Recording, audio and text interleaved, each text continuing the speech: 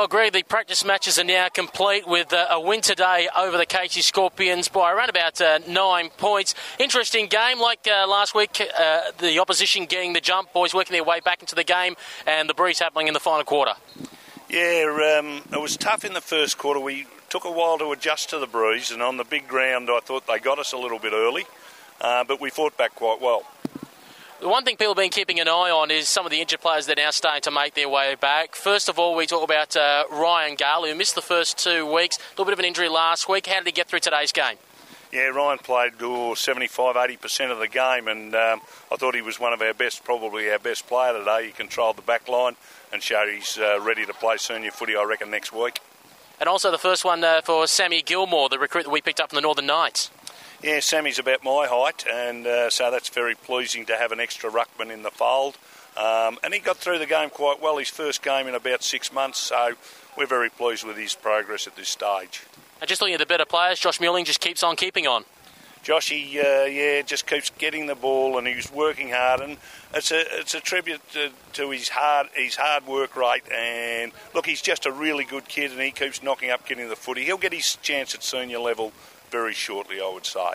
And what about some of the boys that came back from last week's loss in the seniors against Sandringham to have a run in the reserves? John McKenzie, I think of as one. How did they perform? John McKenzie, Matty Fieldsend, both played very well. I thought they'd learnt a fair bit by playing up and worked hard on the deficiencies that we think they've got to improve to be regular senior players. And we talked last week how you had 52 players. We're heading into our first match next week against Werribee at Werribee for premiership points. How many boys could look at actually missing out on either getting a spot in seniors or reserves? How's the list looking?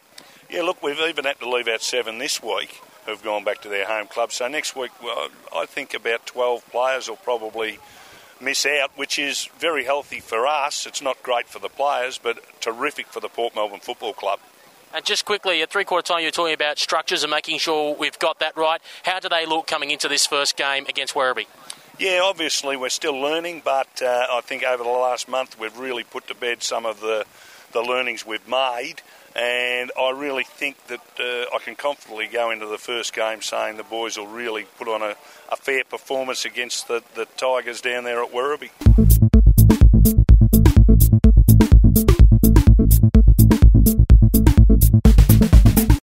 Gary, last week it was all about work rate or lack thereof. Today, quite a different performance.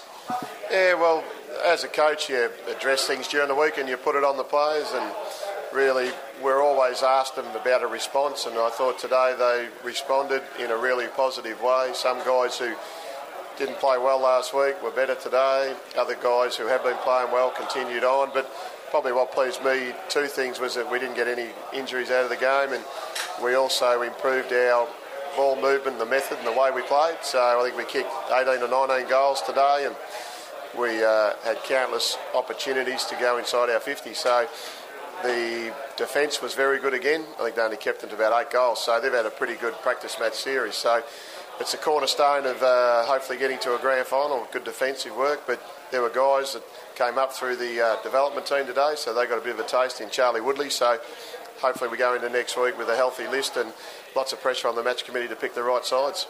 At quarter time, you picked out some inspirational efforts. Josh Scipione, Danny Hughes showing some key courage.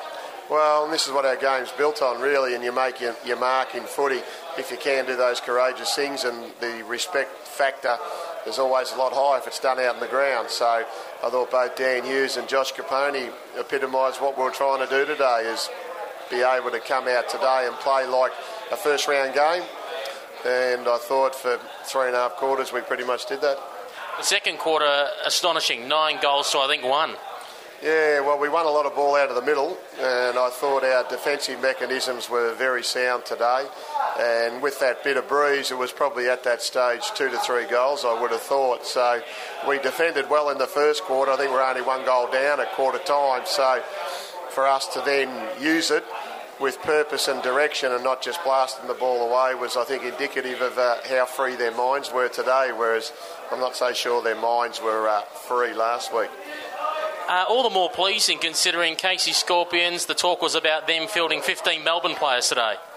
Yeah, well, sometimes it's what it is, and we can't hide the fact that they'll be better with some of those guys who didn't play a lot of footy over the pre-season. So we've just got to look at that today in isolation, and whatever we've done in the last 4 weeks, whatever we've done over the November, December, January, February training period is about gearing up for round one, and the good thing is it's on us now.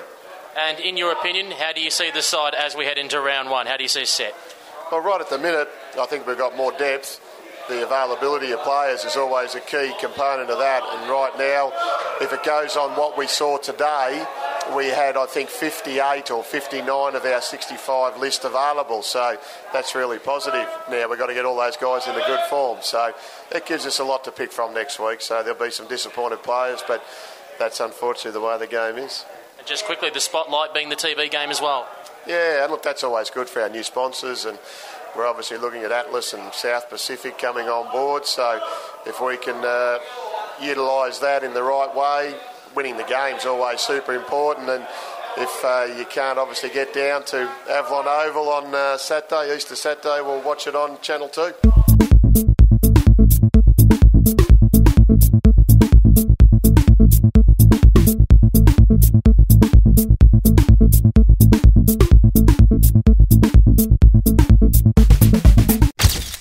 Borough TV is a Port Melbourne Football Club production.